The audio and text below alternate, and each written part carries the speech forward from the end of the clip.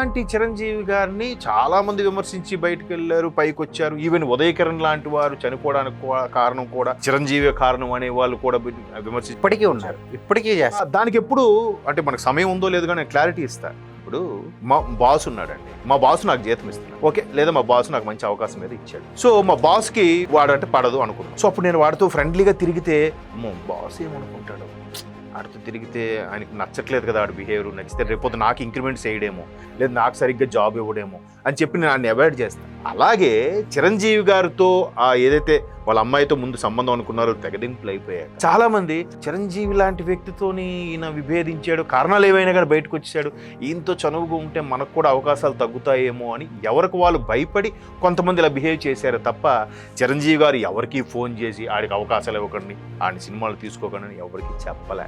అలా అయితే ఈ రోజుకి చిరంజీవి గారు ఇంత స్టేచర్ ఉండి ఏంటి, పవన్ కళ్యాణ్ గారు చేయి పట్టుకొని మోదీ గారు వెళ్ళి చిరంజీవి దగ్గరికి వెళ్ళి చేయెత్తారా?